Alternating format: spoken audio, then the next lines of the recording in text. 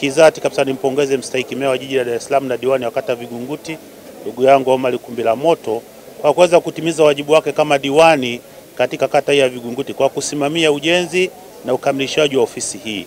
Na nampongeza, hajaishi hapa tu, na ofisi ya kata nimeona amefanya kazi kubwa na ofisi nyinginezo ndani ya kata hii ya Vingunguti.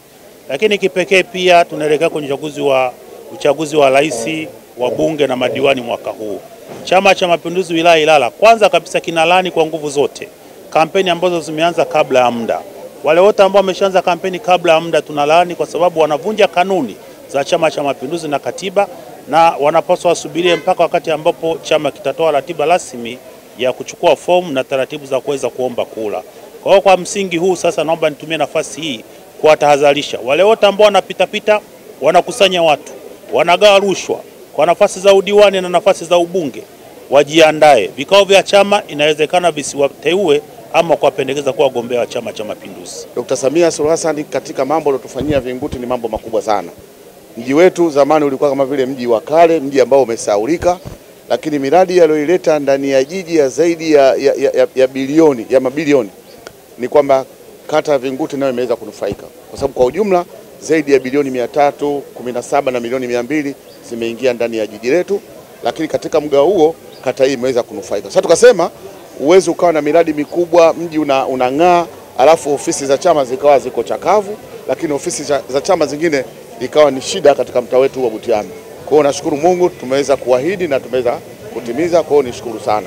Lakini vile vile katibu ametoa maelekezo na sisi tumwahidi tu mtazungumza na waheshimiwa madiwani kuweza kufuata maelekezo ambayo ameyatoa katibu wetu wa wilaya. Tunamshukuru sana na tunampenda sana. Tumehangaika sana mpaka tulikuwa tunafikia kujichangisha wenyewe. Lakini leo tumempata mkombozi ambaye ni Mheshimiwa Kumbilamoto. Mimi niseme kikubwa, Mwenyezi Mungu azidi kutuwekea huyu mtu, kwa sababu anafanya mambo makubwa ndani ya chama na pata nje ya Chama cha Mapinduzi. Kwa hiyo sina jinsi zaidi ya kushukuru. Hapa tulipo tumepata ofisi, mimi naweza nikasema inalingana kidogo na ya kata, lakini naweza ukiangalia kwa mandhari ya nje, yani ni zaidi ya kata, kwa sababu ina mfano mzuri mpaka nje mtu akipita anajua kabisa hii ni ofisi ya Chama cha Mapinduzi.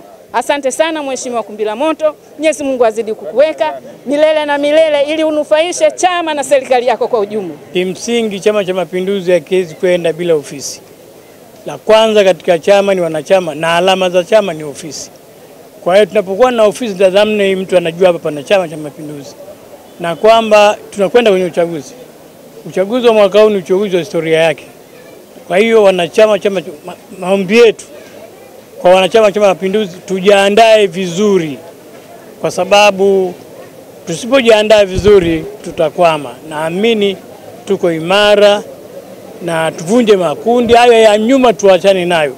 Sasa hivi tuende katika umoja wetu ili tuweze kushinda. Mama Samia na serikali nzima amefanya kazi kubwa sana ya ujenzi wa nchi hii, miradi mbalimbali, mashule, hospitali.